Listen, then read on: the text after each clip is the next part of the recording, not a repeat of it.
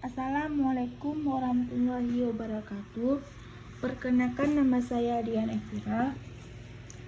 Baik, di sini saya akan mereview sedikit tentang film Di Balik Kilang. Di film tersebut ada permasalahan dan dampak-dampaknya. Jadi di film itu ada sumur tua peninggalan Belanda di desa Wonocolo berjumlah 148, setengahnya masih belum ditemukan. Kebutuhan minyak negara semakin meningkat. Banyak cara ditempuh untuk memenuhi permintaan tersebut, khususnya oleh masyarakat Wonocolo. Sumur minyak Wonocolo melebihi jumlah aslinya, bukan karena sudah ditemukan, melainkan pengeboran ilegal sumur baru oleh pihak yang berusaha memperkaya diri sendiri. Dampaknya adalah siklus air terhambat karena minyak menutupi permukaan air dan membuat air laut tercemar. Air laut yang tercemar juga berdampak pada tumbuhan dan siklus air pun terhambat.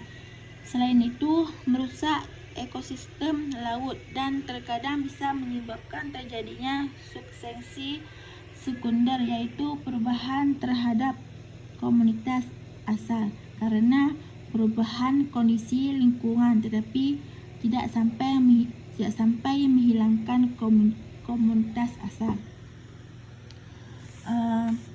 Setelah saya nonton film tersebut, saya mengambil inti dari film tersebut bahwa masyarakat di desa tersebut rata-rata kerjanya di tambang minyak. Mereka bekerja mulai jam 5 pagi sampai 5 sore, masih berada di tambang minyak tersebut. Sedangkan mereka yang menambang tambang minyak tersebut harus ada titiknya tinggalan Belanda itu. Ada yang namanya pekerja bawah blok atau yang namanya nimbel. Mereka bekerja adanya mandor dan ada sopir. Sopir itu operator. Yang proses awalnya mereka harus mencari titik yang lama dulu. Setelah itu mereka melakukan pengemburan. Pengemburannya butuh kedalamannya berapa? Kedalamannya sampai 300 meter atau 400 meter. Setelah itu mereka peluncur minyak tersebut. Setelah mereka mendapatkan minyak tersebut akan diberi penampungan. Di penampungan tersebut diambil untuk memisahkan antara air, minyak, dan lumpur. Terus dimasukkan di bowl. Di situ langsung dimuat tangki. Mereka dimuat di tangki langsung ke KUD mengambil DO dan mereka langsung store ke Pertamina. Sebelum KUD mendapatkan izin itu akan sulim. Jadi minyak produksi sumur tua tersebut tidak dikirim ke Pertamina minyak mentahnya, tetapi dikelola masyarakat itu sendiri. Walaupun masyarakat tidak tahu bahwa pekerja itu ada ilegal.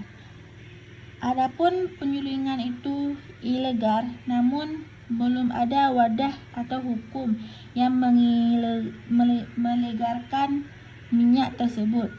Akhirnya koordinator dan pengurus penambang mendirikan KUD. Penambang tersebut tidak perlu menyuling dan tidak perlu bingung penjualannya, karena mereka wadahnya sebagai payung hukumnya yang mempunyai izin untuk jualan ke Pertamina. Sesuai perjanjian dengan Pertamina itu sudah ditetapkan yang dimana harganya yaitu 70%. Sejak didirikan KUD, itu yang mestinya hasil minyak di daerah tersebut bisa dikontribusi ke kabupaten. Alasan KUD tidak ada peraturan di daerah atau peraturan bupati yang mengatur tentang PAT yang menghasilkan KUD. Semenjak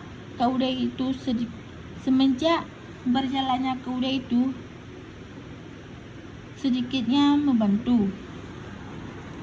Ketika mereka membuat sumur yang baru, mereka harus mendapatkan izin dari KUD tersebut, yang dimana nanti izin yang mengurus semua KUD. Bahkan KUD tersebut tidak memberikan rekomendasi atau izin untuk mengembur KUD.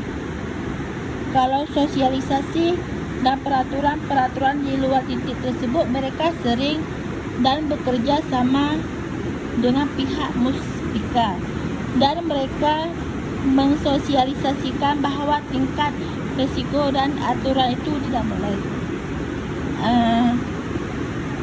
Di film tersebut juga mempotret bagaimana kejadian kecelakaan yang sebelumnya telah menimpa area tersebut.